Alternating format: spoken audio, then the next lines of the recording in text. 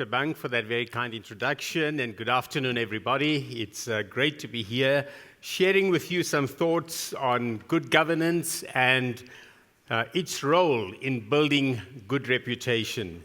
I have 15 minutes, and in that 15 minutes, I have to cover years of work that we've been doing, but it's fine. Firstly, I have to cover some of the objectives of the King Report, the elements of good governance, how to enhance transparency through reporting, and the impact of the King Report on corporate social investment practitioners and NPOs. As you can imagine, this is a tall order, but I'll cover the principles and leave it to you to tease out what you want to look into further. But I think it's always good to start with the context within which King 4 is written. We've written King 4, as you can imagine, is King 4.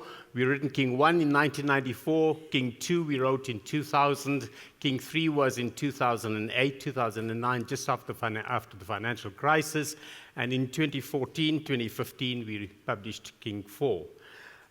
So I think we continuously monitor what's happening around the world in a global context, in a local context, and then adjust and say what is relevant at the time and how should boards and directors lead and executive management conduct themselves within organizations. I'll give you this background. I suppose some of the statistics are global, but I think, as you can all imagine, we live in an internet world and a social media world. And everything is highly connected and interlinked. So I'm sure you're going to relate to the issues. Many of the issues may also relate to areas that you should be involved in. And I must say, you're as CSI practitioners, and in my previous life, I used to lead a corporate social investment office as well. So I do know the important work that you do, and I do compliment you for your work. Now, I suppose we've got to stand back. When we're talking about governance, I suppose it's a very big topic. It's a very, very important topic. And our brief is very, very big and very broad. And just as a background, in recent years, we've seen planet Earth has changed dramatically. The effects of population and economic growth has created an insatiable demand for resources. Huge resources, and the consequential impacts of that have been huge. And as we see it, consumerism is not going to stop, and it's going to have a further demand on these resources. Let me just give you an insight into some of the impacts that have concerned us as the King Committee. And again, we spoke about the Gluk advert. So let's just go back. I'm a baby boomer, so I think we like to reference back to the 1950s. The world's population in 1950 was 2.5 billion people. Today, it is touching 7.5 billion people. The population of the globe has increased 3 times. Just in terms of that, and again, South Africa is no exception to that, at a world level, there are 80 million new babies each year. So that's almost 1.5 times the population of South Africa. That's the pace at which population growth is taking place in the world.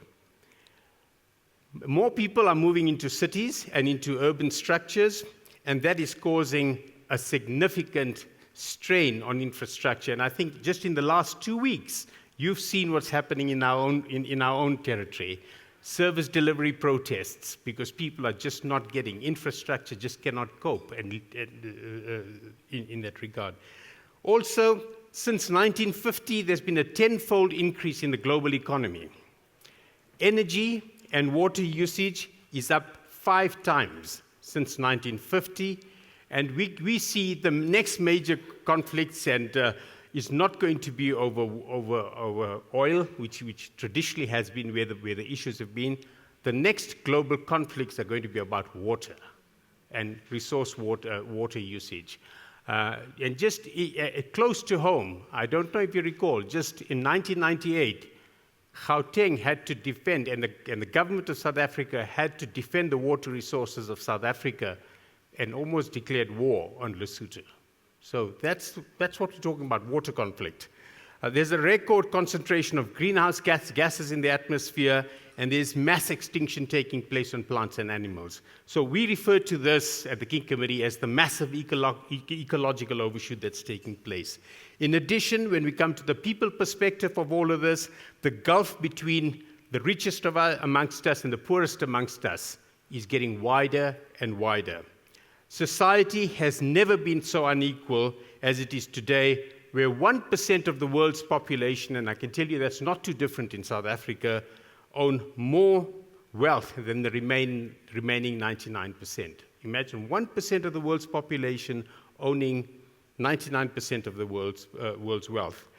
The Gini coefficient, which measures the gulf between the richest and the poor, is almost the highest in South Africa.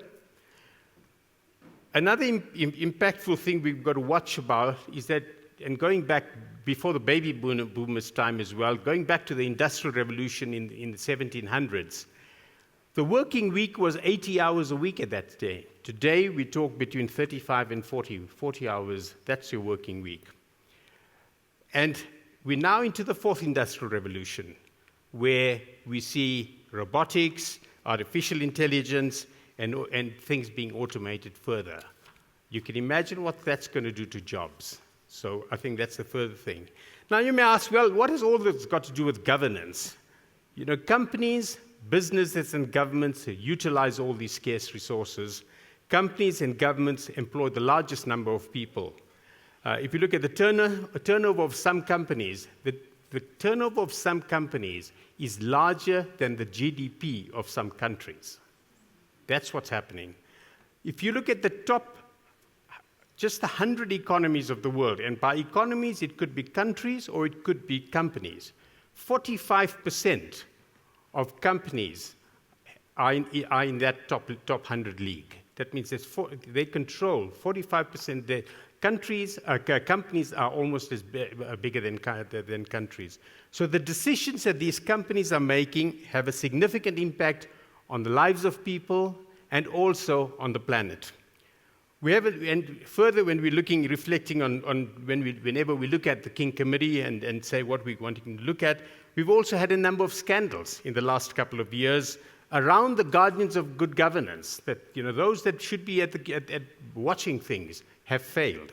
Amongst them, we've seen things like the external auditors, we've seen boards, we've seen a KPMG saga, we've seen VBS, we've seen Steinhoff, and Steinhoff, just as a single one, has cost everyone in this room that is part of a pension fund or a provident fund or retirement and annuity fund.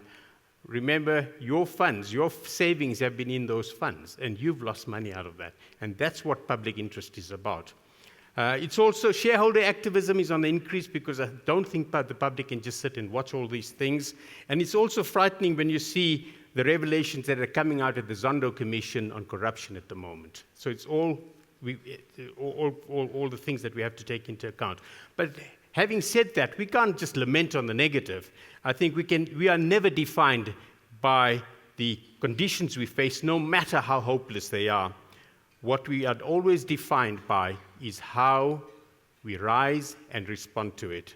So at the King Committee, our plea is for good governance, manage your reputation, ethical leadership, I think critical. Everything happens and it starts and it ends with ethical leadership. If you don't have ethical leadership, everything fails. There's a book called The Fish Rots from the Head, and you can relate to that, because that's what it goes from. When things go wrong, and I think we've had it in companies, we've had it at the country level, and we've seen that what happens. And all role players, there's not a single role player, it's a chain of role players, all have to play their role in this regard.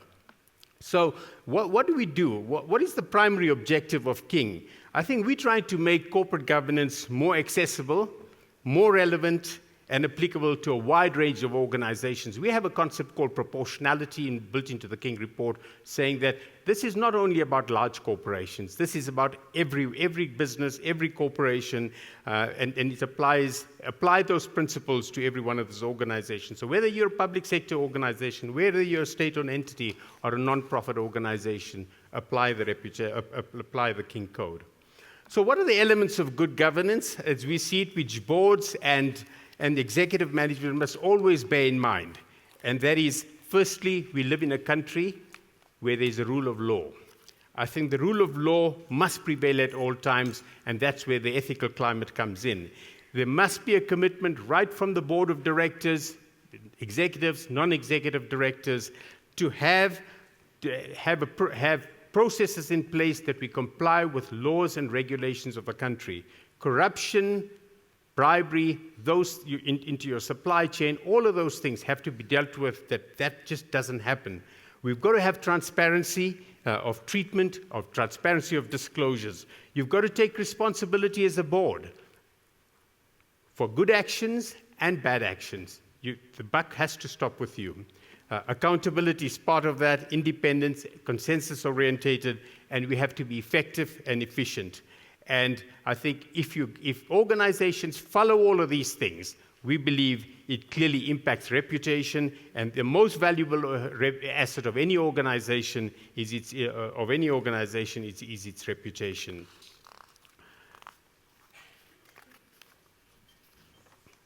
So let's look at just some of the key differences from the previous reports that we've had on King. Firstly, I think, I'm not going to go into all of the detail, but I think we've simplified the report. We previously had in King 3, we had 75 principles. We've reduced it to 17 principles, not that the 75 were incorrect, it's just that we recategorized it and said some were some principles and there were supporting principles, so we've streamlined that. But key to that is that we now have 17 principles, 16 are at the organizational level, and the 17th one is at an institutional level, institutional investor level, and I'll chat a bit about that just now. We've said we want to do sector-specific supplements to kind of guide specific industries, specific businesses in areas. So we'll be doing sector supplements. And then we want to be very flexible. I spoke about proportionality just now, but the other principle we came up with is apply and explain. So we've now laid down only 17 principles, and we're saying you apply the 17 and explain how you've applied it. So instead of just the tick box approach that people said, yeah, the 75 thing, they just tick, we've done this, we now want explanations as to how you've applied those principles. Now, let's talk about some of the enhanced features of the report, but I think before that, I was quite pleased with the previous speaker talking about stakeholders, because that's a fundamental thing that we've continued. When we developed the King report in 2000, that was the turning point. Prior to that, we always had a shareholder approach, that the shareholder has primacy, and we moved away from that in the year 2000. And we were kind of an island in the world. Nobody else accepted that, and I think they still don't accept it. There's only a few countries that have adopted that approach of a stakeholder approach, and we've continued with that stakeholder inclusive approach because we think that's the right way to go, because capitals are not only provided, financial capital is not the only capital. There's human capital, there's intellectual capital, there's environmental capital, there's social capital, there's a whole lot of capitals that need to interact for business to operate. So I think the first one there is about responsible institutional investors. That's the 17th principle.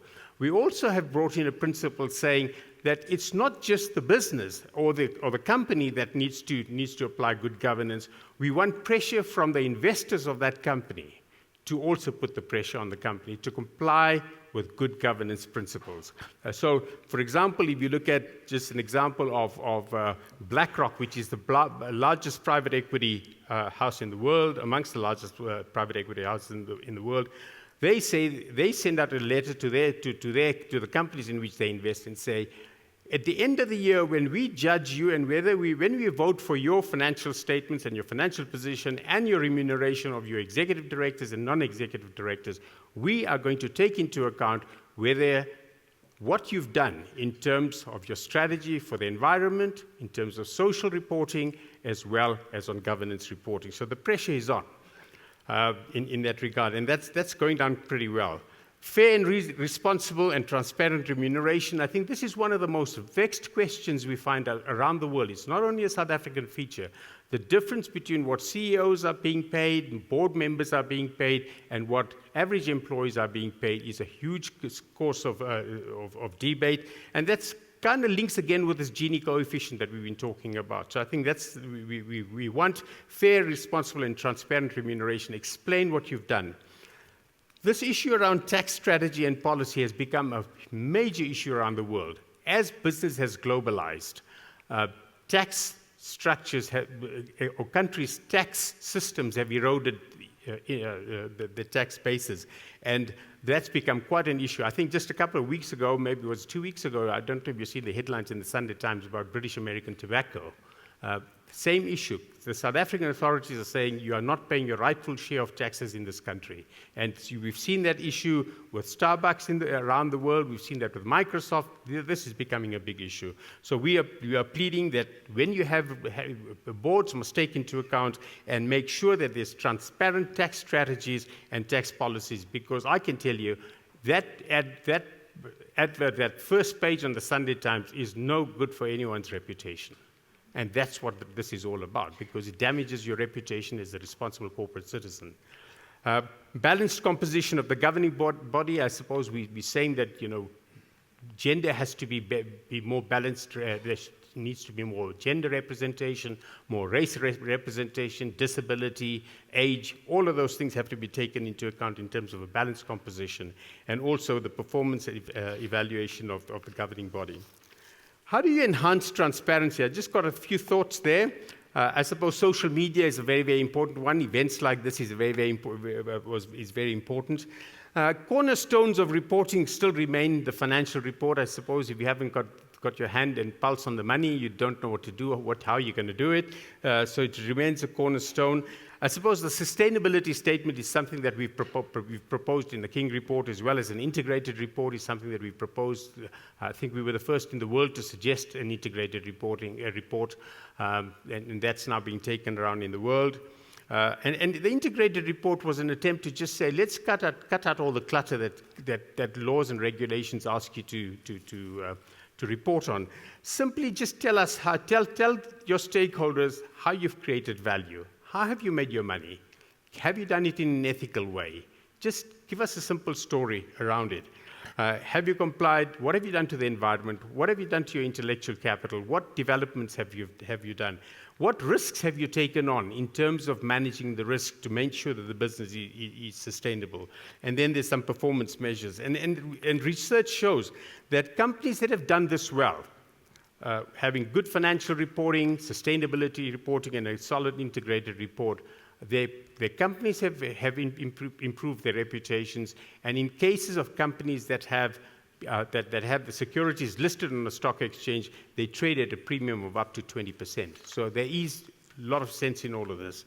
So I suppose, as I did indicate, that I was a CSI practitioner at one stage, and very passionate about it, and I'm sure I'm talking to a room full of passionate people here that really want to do things. We're so convinced that you do great work, and King 4 will encourage corporate social investment, firstly because we provide a clear framework for investors. We say what you must do, how you must build your reputation. You've got to be a good corporate citizen, and how do people support that? And you are people around this room that help build that reputation. We've moved away this move away of principles from the 75 to 17, we said we want to move away from a compliance mindset and do things that add reputational value to the organization. So that's something, again, where you can come in. And obviously, the trade-offs between profits and social responsibility is a huge issue. So I just want to leave you with this thought of the day that, this was from Warren Buffett, and he says it takes 20 years to build a reputation and 5 minutes to ruin it. I think the world has moved on much faster than that. I think it takes a lifetime to build a reputation and seconds to ruin it. And if you just think about the impact on your organization about it, I think you'll do things very, very differently. Thank you very much.